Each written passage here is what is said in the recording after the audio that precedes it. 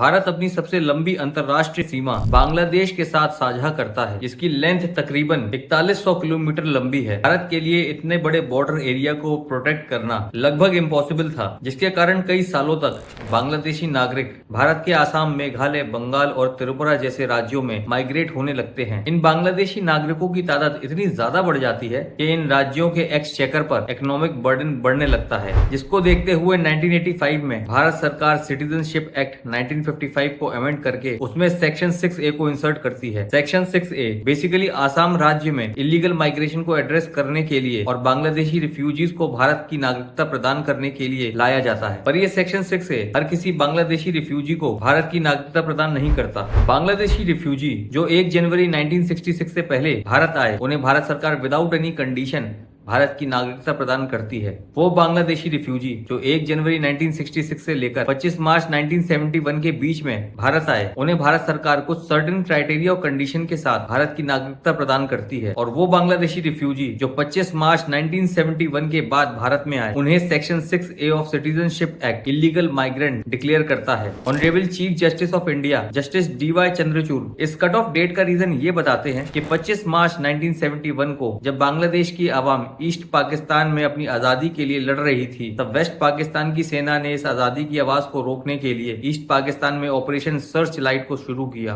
जिसमें पाकिस्तान की सेना ने बांग्लादेशियों का नरसंहार किया, जिससे बचते हुए 25 मार्च 1971 को कई बांग्लादेशी अपनी जान बचाते हुए भारत की शरण में आए। जस्टिस DY चंद्रचूड़ का ये कहना है कि इन बांग्लादेशी रिफ्यूजीज को भारत की नागरिकता दी जा सकती है, क्योंकि ये रिफ्यूजीज सिर्फ अपनी जान बचाने के इंटेंशन से एक गुलाम मुल्क से भागकर भारत आए थे। लेकिन जो इलीगल बांग्लादेशी इमिग्रेंट आजाद बांग्लादेश से भारत आए, उन्हें भारत की नागरिकता नहीं दी जा सकती। अगर आप बांग्लादेश की आजादी और उस आजादी को दिलाने में भारत के योगदान के बारे में डिटेल में जानना चाहते हैं, तो इस लिंक पर जरूर क्लिक करें।